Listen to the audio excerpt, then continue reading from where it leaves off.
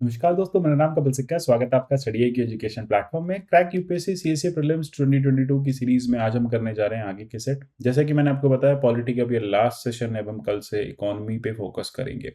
अच्छा, यहाँ पे जितने भी इंपॉर्टेंट सोर्सेज हैं सब मैं कवर कर रहा हूँ। पॉलिटी, हिस्ट्री, ज्योग्राफी जैसे टॉपिक्स यहाँ कवर किए जाएंगे। इकोनॉमी कवर किया जाएगा, करंट अफेयर्स कवर किए जाएंगे। सोर्सेज की हम बात करें, हिंदू, इंडियन एक्सप्रेस, योजना, कुरुक्षेत्र जैसे सोर्सेज कवर होंगे। तो करंट न्यूज़ के लिए भी आपको कहीं जाने की जरूरत नहीं है।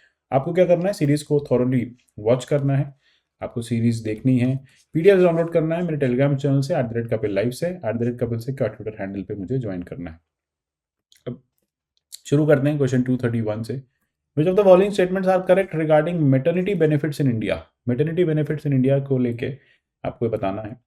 Maternity benefit is a fundamental right under Indian constitution. ठीक है, क्या ये एक फंडामेंटल राइट इंडियन कॉन्स्टिट्यूशन में? Provision of maternity benefit is clearly stated in part 4 of the Indian Constitution. First Maternity Benefit Act was introduced before independence in the limited context. Which of the following is correct? इसमें कौन सा correct है? देखिए, maternity benefit क्या एक fundamental right है। यहाँ पे आपने देखा एक स्टेचुटरी राइट की तरह से डिक्लेयर किया गया, एक स्टेचुटरी राइट की तरह इसको यहाँ पे यूज किया गया था। अब आपको मुझे बताना है क्या इसमें से करेक्ट है। बहुत सिंपल है, यहाँ पे आप देखेंगे फर्स्ट इज रॉन्ग। जैसा कि मैंने आपको बताया कि मैटरनिटी बेनिफिट जो है वो एक स्टेचुटरी राइट है। 2 और 3 सही है, क्योंकि अगर आप डीपीएसपी की बात करेंगे तो डीपीएसपी में क्लियरली मेंशन है कि पार्ट 4 में डीपीएसपी में मेंशन है कि मैटरनिटी बेनिफिट के लिए सरकार काम करेगी, और उसके लिए मैटरनिटी बेनिफिट एक्ट भी सरकार लेके आई थी। और उससे पहले भी एक्ट जो है 1929 में लाया गया था, बहुत लिमिटेड कॉन्टेक्स्ट में। तो यही हमें जानना था इसके बारे में। With reference to difference between national emergency and president rule, which of the following statement is are correct. National emergency और प्रेसिडेंट रूल, यानी यहाँ पे आपको 352 और 356 के बीच का डिफरेंस जो है वो बताना है। नेशनल इमरजेंसी जो है फंडामेंटल राइट्स को इम्पैक्ट करती है, जबकि प्रेजेंट रूल से फंडामेंटल राइट सस्पेंड नहीं होते। बात सही है, बिल्कुल सही है। Then Lok Sabha can pass a resolution for national emergency revocation where president rule can be revoked by president only on his own description. देखिए, 1 करेक्ट है। अगर हम यहाँ पे सेकंड की बात करें, अगर आप ऑप्शंस में से देखेंगे तो सेकंड में भी करेक्शन है। सेकंड भी मतलब करेक्ट है। प्रेसिडेंट चाहे तो 356 को खुद से भी रिवोक कर सकते हैं, जबकि 352 के लिए क्या होगा? 352 के लिए लोकसभा को एक रेजोल्यूशन पास करना होगा। रेजोल्यूशन से ही यहाँ पे जो है ये जो रिवोकेशन है वो हो सकता है। चलते हैं क्वेश्चन 233 की तरफ। Sometimes many states demand special category status. Orissa भी काफी लंबे समय से डिमांड कर रहा था। ठीक है, तो उड़ीसा के केस में भी इसकी डिमांड थी। आपको बताना है क्या क्या पैरामीटर्स हैं स्पेशल कैटेगरी स्टेटस के। साइजेबल शेयर होना चाहिए ट्राइबल पॉपुलेशन का उस एरिया में, मतलब किसी स्टेट को अगर स्पेशल कैटेगरी स्टेटस चाहिए तो एक साइजेबल पॉपुलेशन होना चाहिए। हायर पॉपुलेशन डेंसिटी, मतलब पॉपुलेशन की डेंसिटी बहुत ज़्यादा होनी चाहिए। देखिए, हायर पॉपुलेशन डेंसिटी होगी तो फिर डेवलप्ड एरिया होगा ही होगा। लो रिसोर्स बेस होना चाहिए, रिसोर्सेज कम होने चाहिए। ठीक है, तभी स्पेशल कैटेगरी की जरूरत पड़ेगी जिससे कि डेवलपमेंट हो सके। वाटर क्राइसिस, बैरन लैंड, कोई भी ऐसा क्राइटेरिया नहीं है। तो 1 और 3 जो है वो सही आंसर है स्पेशल कैटेगरी स्टेटस का। ठीक है, चलते हैं। देखिए क्या क्या होना चाहिए। हिली एंड डिफिकल्ट टेरेन होना चाहिए, लो पॉपुलेशन डेंसिटी होना चाहिए, स्ट्रैटेजिक लोकेशन होना चाहिए, इकोनॉमिक इंफ्रास्ट्रक्चर बैकवर्डनेस होना चाहिए, एंड नॉन वायबल नेचर होना चाहिए स्टेट फाइनेंसेस का। सेंटर ऐसे केस में क्या करता है? 90% फंड्स देता है सेंट्रली स्पॉन्सर्ड स्कीम्स के द्वारा। ठीक है, और अदरवाइज आप देखेंगे कि यहाँ पे स्पेशल भी बेनिफिट्स दिए जाते हैं गवर्नमेंट की स्कीम्स के, जिससे कि वो बैकवर्डनेस जो है वो ठीक की जा सके। Consider following statement regarding historical development of Indian constitution. ठीक है, इंडियन कॉन्स्टिट्यूशन का हिस्टोरिकल डेवलपमेंट देखना है। Legislation for the first time was treated as special function of government in charter act of 1833। ठीक है, स्पेशल फंक्शन गवर्नमेंट का क्या charter act 1833 में हुआ था, ये आपको देखना है। लोकल रिप्रेजेंटेशन जो है इंडियन सेंट्रल लेजिस्लेटिव काउंसिल में, वो चार्टर एक्ट 1853 से इंट्रोड्यूस हुआ था। देखिए, स्पेशल फंक्शन गवर्नमेंट का चार्टर एक्ट 1833 से नहीं हुआ था। सेकेंड ऑप्शन यहाँ पे करेक्ट है, वो हुआ था 1853 के चार्टर से ही, और उसी से जो first time legislative executive functions में बेसिकली रिप्रेजेंटेशन आया था और सेपरेशन भी हुआ था। साथ ही साथ देखेंगे नए मेंबर्स, 6 नए मेंबर्स को लेजिस्लेटिव काउंसिल का मेंबर्स बनाया गया था। ठीक है, separate governor general legislative council जो है स्टैब्लिश की गई थी, और इस तरह से एक मिनी पार्लियामेंट का भी जो इनिशिएशन है वो किया गया था, मिनी पार्लियामेंट जो है स्टैब्लिश पार्लियामेंट जो है वो स्टैब्लिश्ड हुई थी। चलते हैं क्वेश्चन 235 की तरफ। Which of the following statement is are correct regarding एससीज एंड एसटीज। एससी एसटीज के बारे में बताना है आपको। Prime minister after consultation with governor of concern state notifies the list of schedule caste schedule tribes. ठीक है, प्राइम मिनिस्टर जो है वो गवर्नर से कंसल्ट करने के बाद एससी एसटी की लिस्ट को नोटिफाई करते हैं। अभी एक पार्लियामेंट में बिल भी इस समय इंट्रोड्यूस होने वाला है। Parliament is empowered to modify the list of SC ST. Currently 84 seats are reserved for STs in Lok Sabha. आपको बताना है which of the following is correct. देखिए बहुत सिंपल है। यहाँ पे आप देखेंगे बी जो है वो करेक्ट है, क्योंकि टू अगर आप देखेंगे तो टू के केस में बात सही है। ठीक है, लेकिन प्रेसिडेंट वन के केस में प्रेसिडेंट आएगा। ठीक है, अगर आप टोटल रिजर्वेशन की बात करें तो एसटीज के लिए 47 है, एससीज के लिए 84 है। ठीक है, तो ये जो है वो 47 एसटीज के लिए सीट्स रिजर्व है। तो जैसे कि मैंने बताया, प्रेसिडेंट से कंसल्टेशन के बाद गवर्नर जो है वो कंसर्न स्टेट से एक लिस्ट भेजेंगे। कॉन्स्टिट्यूशन में कोई भी ऐसा डेफिनेशन नहीं है। 361 में कुछ 366 में सॉरी कुछ डेफिनेशंस हैं। 341 342 एम्पावर करता है प्रेसिडेंट को कि वो इस तरह के कास्ट और ट्राइब्स के जो नाम हैं वो नोटिफाई करें। चलते हैं 236 की तरफ। State information commission, which of the following is correct. Its members are appointed by the president. State information commission के मेंबर्स प्रेसिडेंट अपॉइंट करते हैं।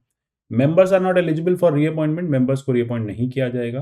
President can remove the state chief information commissioner on the advice of supreme court of India. आपको बताना है कौन सा इसमें से करेक्ट है।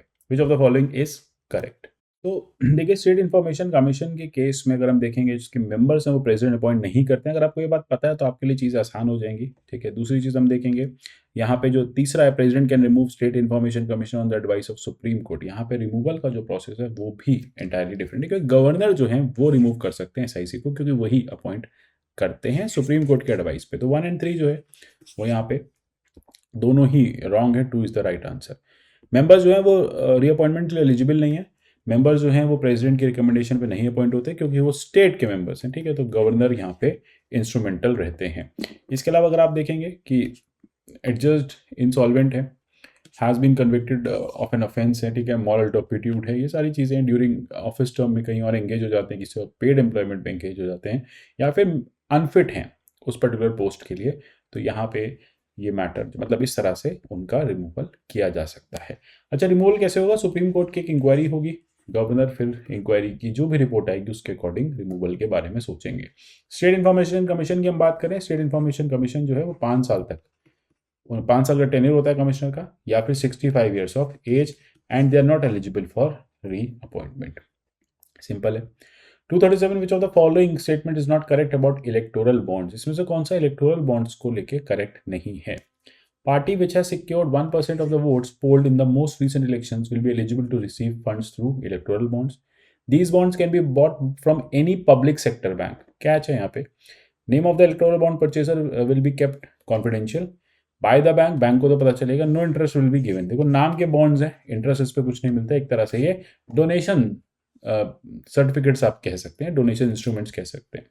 तो ये बात बिल्कुल सही है, कोई इंटरेस्ट नहीं मिलेगा, नाम छुपा के रखा जाएगा. 1% से ज़्यादा अगर वोट्स पोल्ड हैं तो फिर अब आप इलेक्टोरल बॉन्ड्स के थ्रू फंडिंग ले सकते हैं. ये किसी भी पब्लिक सेक्टर बैंक से नहीं आएंगे, ये स्टेट बैंक ऑफ इंडिया से ही खरीदे जाएंगे, डेजिग्नेटेड जो स्टेट बैंक ऑफ इंडिया है. यहाँ पे एसबीआई ही मेन इंस्ट्रूमेंटल है, तो ये सारी चीज़ें आप देख लेंगे. केवाईसी वगैरह ज़रूरी है. पे का नहीं, ये नहीं होगा, लेकिन हाँ बैंक को तो पता होगा कि बैंक पे इलेक्टोरल बॉन्ड्स किसने खरीदा. पॉलिटिकल पार्टी को नहीं पता चलेगा. Consider the following fundamental rights: right to elementary education, protection against arrest detention in certain cases, language script culture of minorities, freedom of payment taxes for promotion of religion. इसमें से कौन से available हैं दोनों सिटीजन्स और foreigners को? Simple है, ठीक है. अगर बात आती है प्रोटेस्ट एंड डिटेंशन की, अगर बात आती है देखिए माइनॉरिटी के केस में, तो फिर ऑब्वियसली बात है जो भारत के माइनॉरिटीज उन्हीं के लिए होगा.